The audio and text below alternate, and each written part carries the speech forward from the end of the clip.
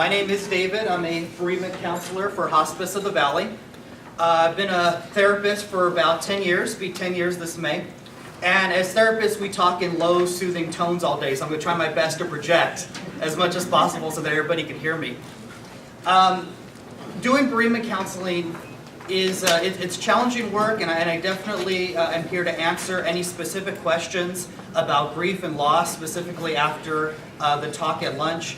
But because the topic is about role changes in diagnosis, I want to start by relating the parallels between grief counseling and accepting a diagnosis, being a caregiver, adjusting to any big change in your life. It's a very large topic, and so I'll just go over some of the broader basics, and then of course open it up to any specific questions.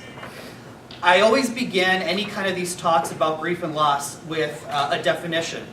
In order to get on the same page, and unfortunately because they don't teach this in school, it's important to talk about, well, what exactly is grief? How is this relevant to today's topic and just our lives in general? The best way to describe grief is that it's a normal, natural reaction to any kind of loss. In my work as a bereavement counselor, it relates specifically to a normal, natural reaction to the loss of a loved one. But what you'll find is that the way we relate to death, the way we understand loss, it could be any kind of loss. It could be accepting the diagnosis of an illness. It could be accepting the loss coming up ahead. It could be a change in job. It can be your favorite sports team losing. It's amazing how we react to any kind of loss in life, regardless of the severity of it. We tend to react the same way. A lot of that has to do with our personality, but a lot of it also has to do with the fact that grief is a normal, natural reaction. The most important thing I can tell people the first time I see them for grief counseling is that, number one, there's nothing wrong with you. All the symptoms of grief, which we'll get into in just a bit, all the emotional reactions to grief are 100% normal. Anytime we have to deal with loss, change, adjustment, any big change or loss in our life, we're going to have emotional reactions. And 9 times out of 10, those emotional reactions are going to be similar no matter who in this room is feeling it, no matter who out there is experiencing it. So it's good to know that whatever you're feeling, whether it's anger, resentment, guilt, fear, they're normal, natural reactions. Whenever we deal with loss, we're going to go through a lot of similar feelings. And it's very important to understand that there's nothing wrong with us when we're having trouble eating, when we're having trouble concentrating, when we're having trouble remembering things, if our anxiety is increased, if our anger is increased. If you notice that you're a sarcastic person, you're going to be that much more sarcastic when you're dealing with grief and loss. If you notice that you're quick to anger, you're going to be even more quicker to anger. The coworkers that may annoy you, you may find yourself being more easily annoyed with grief. Grief tends to amplify everything, and it's a normal reaction, and it's very much a part of how we start to begin the process of getting through the shock, getting through the disbelief of what we've just learned, getting toward that sort of acceptance. And acceptance tends to have sort of a bad connotation these days. A lot of times people equate acceptance with giving up. And a lot of what we do as grief counselors is encourage people to look at acceptance as, this isn't about just giving up or accepting the loss. It's about choosing to live. It's about choosing to move forward. It's about choosing to fight. And it's about choosing to accept the reality, but still find ways to be positive and move forward. One quick example is I had a client of mine who lost the love of his life, and he struggled deeply with the fact that he felt his life was a tragedy. He felt that, his whole life was summed up by this one tragic event. And he was a great fan of theater, he was a great fan of drama, and we talked a lot about his love of Shakespeare, and particularly the tragedies. And if you read a lot of Shakespeare, the tragedies are about characters who have a tragic flaw that brings about the downfall of their life. And these are very, very interesting stories, and they're very captivating stories. They've endured for years. But my work with this gentleman was trying to get him to reframe his life, that his life was not a tragedy. A tragic event occurred. He had a tragic thing he had to live with, but his life was not a tragedy. His life was not summed up by this one tragic circumstance. And so by reframing his mind and trying to see is, okay, it's not about my life being a tragedy, it's about me surviving a tragedy and moving forward. It's about my life being a lot more than just this one event. That's the heart of what bereavement counseling really is. A lot of us are as counselors, are just trying to help people move through a tragic event and to find their strengths again, and to find their support, and to find their coping skills. You know, in grief, it's very normal to feel lonely. You could be surrounded by people and feel lonely. You know, many of you here may feel lonely even though you're surrounded by people, and that's okay. Loneliness is a very common feeling, but it's important to understand too that even though we're feeling lonely, we're never alone. We have strengths, even if we don't feel strong. We have support, we have people around us, even if we do feel lonely. So going back to my original definition, because grief is a normal, natural reaction, a lot of these feelings are very normal. Except that they're feelings, and they're emotions, and they're messy. So this is a very broad topic, and it's very difficult to kind of get all the answers all at once.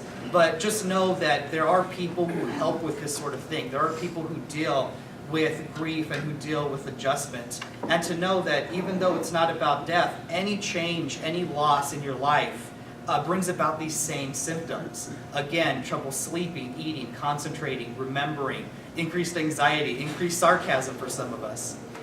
There's a handout that I brought about coping with grief, and it lists a lot of the symptoms. And even though they relate to grief, you'd be surprised how many of those symptoms relate to any sort of grief or loss that we go through.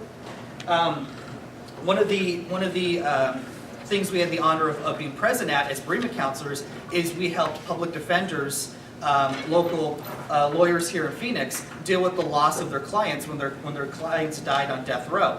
Now, even though our own personal beliefs about the death penalty notwithstanding, we understood that these were people who were grieving a loss, and they wanted to learn how to deal with their grief. But the first thing we had to do was identify that they were grieving. That they had all these symptoms after a client died and after a client was executed, and they didn't understand where these symptoms were coming from. They didn't understand how normal it was. Since many of them were sports fans, we did a sport analogy with them, and we took them through what it's like to experience a loss of your favorite team. Being a native of Arizona, there's the few of us that exist. I'm a huge Arizona Cardinals fan. I did go through the pain and loss of watching the Cardinals lose the Super Bowl.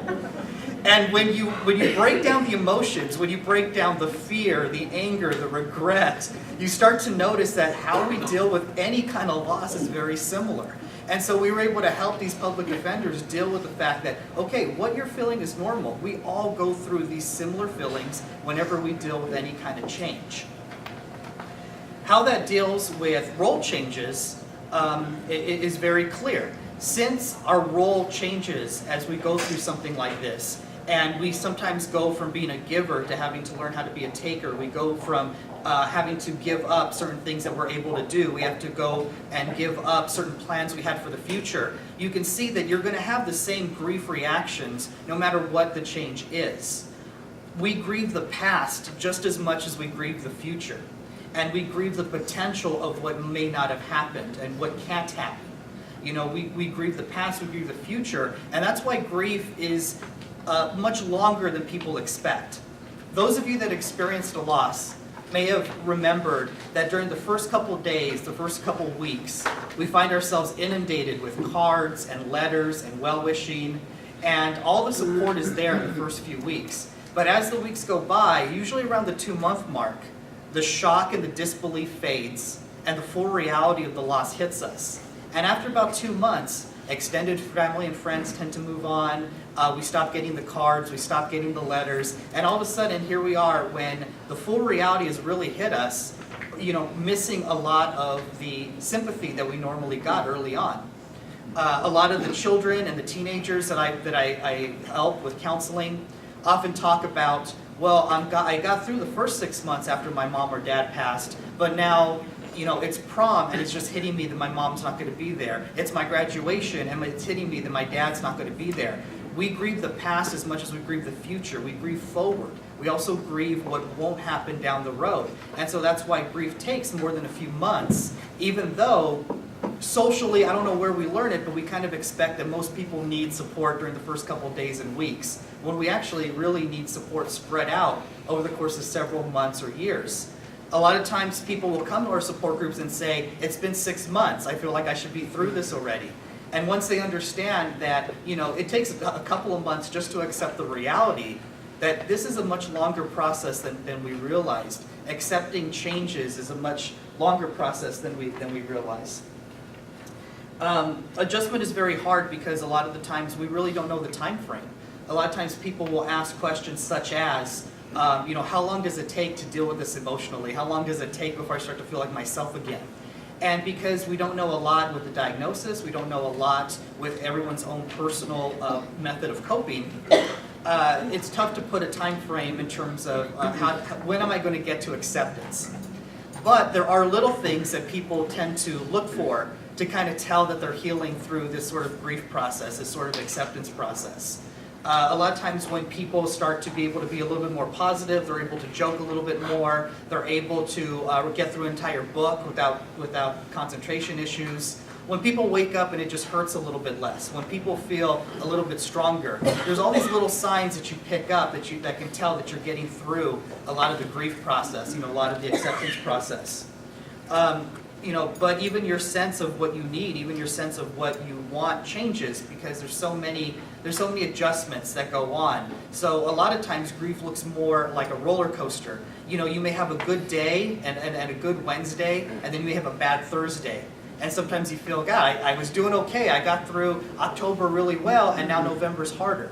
It's not you start off sad and then you slowly get over it. This isn't something that you get over. It's something that you get through. And even though some days are harder than others, you're constantly making progress. There's no such thing really as a relapse in grief. Some days are harder than others. Some holidays may hit you harder than others. But every day you're healing through this process. Because it is a healing process. We're designed to get through this, even though it is the hardest thing that we'll ever do. So sort of understanding that we're going to have the same reactions with grief no matter what type of loss it is important. But the other thing I really wanted to emphasize is how important our personality is. Your personality really determines how you get through any kind of grief or any kind of acceptance. People that are great at planners, people that are great at making plans and sticking to a routine, get through grief and get through loss by making a plan for their week. I'm going to do something I enjoy on Saturday to make the weekend go by faster, and then I want to go through my loved one's belongings by November, and I want to have that done. So people rely on their strengths. People that are very social, people that are social butterflies, they tell everybody about their story, and they try to get as many people involved in their life as possible. But then there are some people who are a little bit more quiet, a little bit more withdrawn. They tend to grieve a little bit more cognitively. They tend to do a lot of reading about loss. They tend to do a lot of reading about adjustment. You fall to your strengths, and you look to your personality as, how have I gone through other great big struggles in my life? And what did I learn from that? And how can I use those skills to get through this? You have a lot of strengths, you have a lot of skills. And what bereavement counselors tend to do is help identify what are your strengths, what are your skills, who's your support, what tools do you already have to help get through this, so we don't have to reinvent the wheel. We fall back on your own abilities, whether you're very social, whether you're very good at planning, whether you're very good at organizing, you find ways to get through it. But the most important thing, if there is a rule to grief, it's understanding that it is normal and natural to have all these feelings and emotions, but also what's really important is that you have some way to express it. People who are naturally chatty and people who naturally emote their emotions, people who tend to describe themselves as criers, whether they know it or not, sometimes have an easier time getting through the grief process only because they're constantly venting, they're constantly emoting. They don't have that huge weight on their chest that isn't being expressed. If you find that you're not a talker and you're not a crier, that's okay. You just have to get a little bit more creative with how you express a lot of these feelings. Sometimes talking with family helps. Sometimes talking with a spiritual advisor helps. Sometimes you want an objective person like a counselor to talk to these feelings that you may not be able to share with family right away. Or even as a caregiver, there are things you may want to share with a counselor, and expressing it that way helps. But sometimes being a journaler, sometimes writing, sometimes expressing yourself through art, music, exercise, anything that gets all the emotions that are in here out is really important. That's healing. That's what we call a healing agent. Grief needs expression. The more this stays in here, the longer it stays with you, and the less you really can do with it. So the more you can express a lot of these feelings, the more you can put a lot of these thoughts and feelings into words or onto paper or expressed in a conversation with somebody, the easier time you have getting through this, because you're constantly putting things into words and you're understanding it better and you're expressing it better. So if I could leave you with any sort of advice, it's that, grief is normal and it needs to be expressed, and that's how we get through it. And not only do we grieve the loss of a loved one, but we grieve any changes, any role changes, any adjustments we have to make. We have the same emotional reaction. Anything from as big as losing the love of your life to losing a football game. If you look at the parallels, we react the same way. So once you know what your reactions are, once you know what your strengths are, once you know who your support is, you have tools. You have a roadmap for how to get through a lot of this messy emotional stuff that's very normal that we all feel. It's very important that we express to you just how normal this process is and how a lot of these feelings are very natural. That said, I want to open it up at this time to any specific questions you may have. And because this is such a broad topic, don't worry, we can cover a large range of topics. But I just want to make sure that this topic is helpful and that there's something specific maybe I can answer for you or for some of your families. So, yes? With ALS, for some of us it's a longer journey than others. And we go through loss, whether it's a loss of a leg, a hand,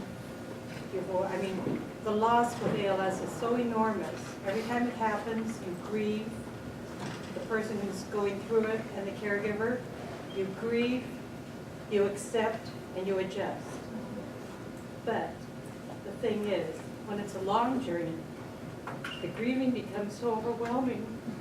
Such a long time. And then for the caregiver to know you're going to lose them too. How do you do it? And you do it sort of day by day, and it is very important that as bereavement counseling goes, the first thing they teach you is that there's no magic phrase that's going to take away somebody's pain. But what does help is to not only support somebody and remind them that they're not alone, but to sit with someone's pain without trying to give them any solutions very quickly.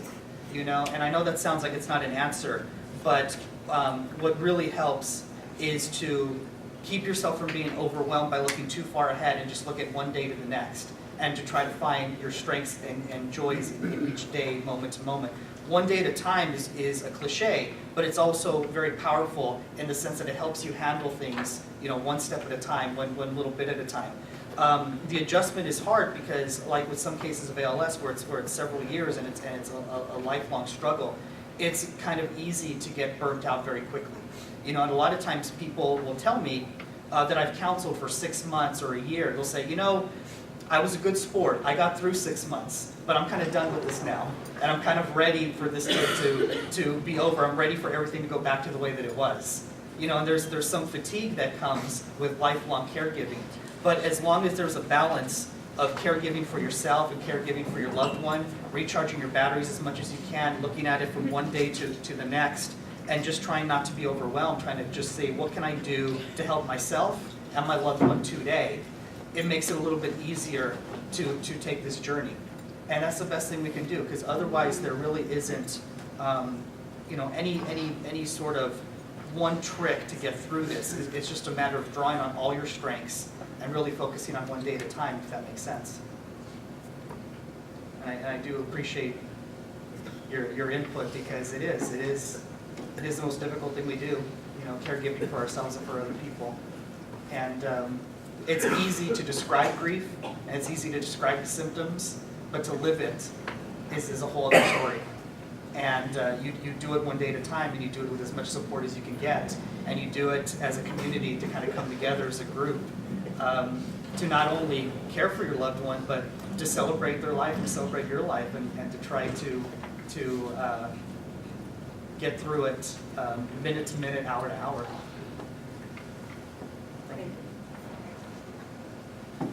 I'm sorry. How do I accept the fact that I've seen all their lives just for me. I don't want them to have to do everything for me. It's hard. Your whole life is there. It's hard too because we've told her many times we're there for her, and she still won't accept it. Right, and I appreciate you bringing up that question because that's one of the biggest questions that comes up. That's actually one of the most common feelings that I deal with families when they're going through this, is that feeling of, you know, I feel for myself, but I also feel more for my family having to go through this. Yeah. And it's very tough because there's this huge weight, you know, as the person worrying about the family and then the family worrying about you. The weight is very strong on both sides.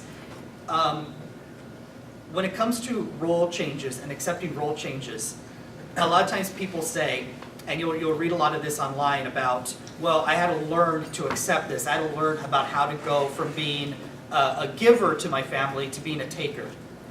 And what we've learned is that it's actually not that black or white. It's really not that one or the other.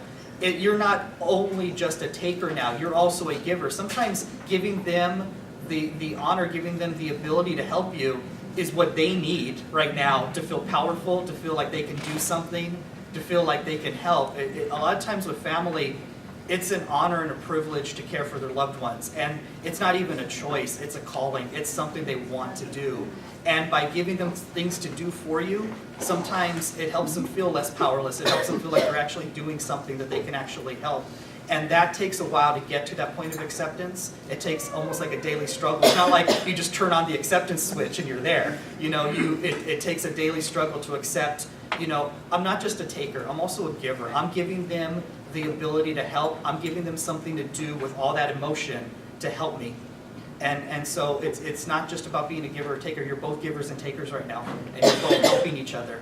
You know, and sometimes asking for help is giving them something to do with all that nervous energy and desire to want to help you. And so that's something that we try to do. I mean, has that been your experience? Is it? Yeah, it's struggling, you know, for us. We want to help her, but she actually fights a lot. I can do it, but it is satisfying. It's giving up power. Sure. No, absolutely. Her role in the family. And succumbing.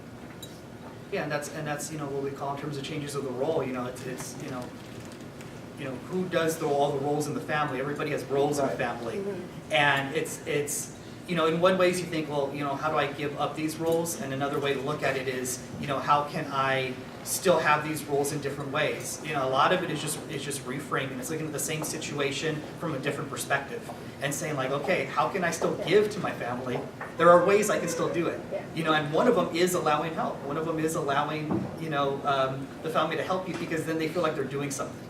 And I know that when you're a caregiver, and I've you know, I've been a patient and a caregiver in different times of my life, where you know, when you're the caregiver, you want to do something, and when you're the patient, you don't want to put them through the burden, and you find that common ground where you're like, letting them help me helps them, and that takes practice, and it's a lifelong struggle. It is. It's like you're saying. It's every day. You know, it's not just you not accepting it and now you're accepting it. It's like every day you're working on it, and it goes back and forth.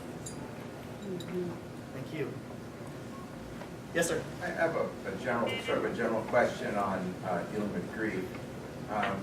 If you've dealt with a tragedy in your life, you've lost a loved one or two loved ones, and and it's been many years, you feel like you've progressed through all of that, you're able to live in the present and plan for the future in a positive way. And then when you go to sleep, you have a dream or dreams where you're they're there, and you suddenly wake up feeling kind of troubled and sad, and I find that the nasty part of grief coming back to you after you felt like you've already taken care of it or lived through it and dealt with it. Any ideas on that? Yeah, of course, and that's a very normal reaction. For those of you that maybe weren't able to hear on that side, what he's talking about is years later, even when you feel like you've gone through the grief process, you have a bad dream and it brings up a memory of a loved one, or you have a trigger. You know, you're driving by and you see a Bob's Big Boy, for example, because there aren't that many, and all of a sudden you drive by one and you're like, oh my God, that was my grandmother's favorite place to eat, and it just triggers the grief, and it's been 20 years. It's very normal. It's very important to understand that the big reason we never say, get over your grief, is because you never get over the loss of a loved one. You get through a lot of the grief symptoms, the trouble eating, the trouble sleeping, the trouble concentrating, the trouble remembering, the low energy. Those things you get through, but we never stop loving and missing our loved one. That never ends. The triggers will be there lifelong, but as time goes on, you discover, well, what are my coping skills when I get triggered by grief? What do I do to get through it? When I'm driving and I remember my loved one and I start crying, what mantra do I tell myself? Do I do breathing exercises? Do I tell myself I'm going to be okay? Or do I pull over at that Bob's Big Boy and have a burger there that my grandmother enjoyed and do it in her name and do it in her honor? Do I face the grief head on? Do I distract myself? There's no wrong answers, really, but it's about the grief will trigger years down the road. But the more years go by, the more you find positive ways to deal with that grief. And sometimes leaning into the trigger, doing something positive, doing something celebratory of your loved one can help you years down the road. Like, it may not be possible to go to your loved one's favorite restaurant in the first 6 months when they pass. You may find yourself avoiding as many grief triggers as possible. But 5 years down the road, 10 years down the road, you may find yourself wearing your loved one's favorite color on her birthday, or releasing balloons on her birthday, or doing something, donating to a cause in her name, or volunteering for a cause she believed in. You know, the grief is going to hit you years down the road, but you find positive things to do with that grief to try to balance out the emotions and make something positive out of it, if that makes sense. Thank you. Any other questions? Well, I'm going to be here to answer any individual specific questions and to be as helpful as I possibly can. So again, thank you so much for having me. It's always an honor to come here and speak with you, and I appreciate it. Thank you.